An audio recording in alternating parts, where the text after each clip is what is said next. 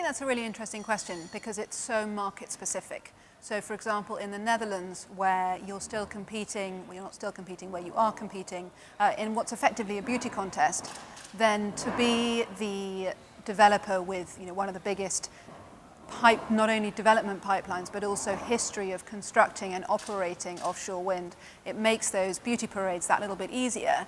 But now that the industry is so much more sophisticated than it was, it's also important to be able to be creative. And so one of the things that we hope differentiated our most recent bid in the Netherlands was the move that we have made towards teaming up with hydrogen players in order to look at alternative forms of corporate PPA and generally offtake. So there, I think, the ability not only to have the history and the track record, but also the creativity is really important.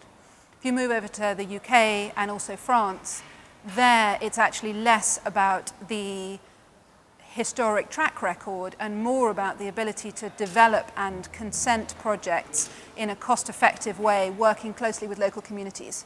Because there you've still got a lot of development risk, and particularly as offshore wind becomes ever more concentrated in the UK, the ability to really work with local stakeholders and engage them in that process becomes increasingly important. And there, a track record of positive relationships, whether that's with local communities or fishermen or other stakeholders, becomes extremely important.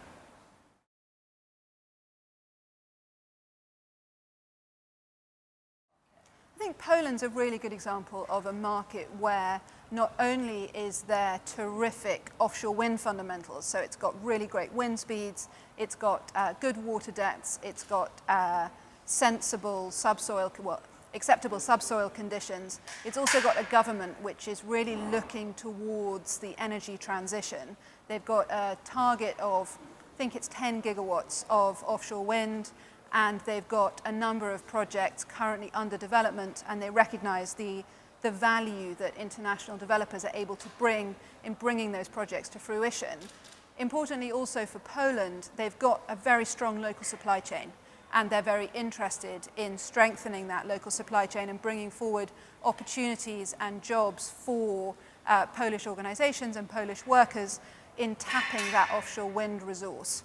So you've got both the top-down interest, and then you've also got the bottom-up interest as the Polish people start to recognize the challenges that comes with having a power market which is so coal-dependent. And that's really driven by an interest in clean air. And we've seen that coming up from a grassroots level more and more over the last, really quite recently, over the last couple of years even. And I think that, that coming together of strong market fundamentals, a top-down interest, and actually engagement from local stakeholders is going to be really exciting over the coming years.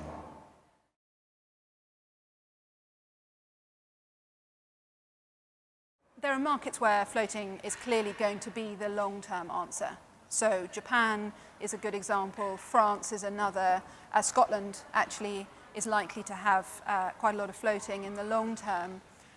I think the importance of floating is that it enables, obviously, regions that you can't build fixed bottom in, but it also has the potential to have quite an interesting and possibly better environmental impact, because you're not actually hammering stuff, you're hammering some stuff, but you're not hammering monopiles into the ground in the same way. For that reason, I think floating will open up a lot of markets, it'll open up a lot of new supply chain opportunities, and it's something that, although we're not actually in any floating projects at present, we are continuing to watch very carefully.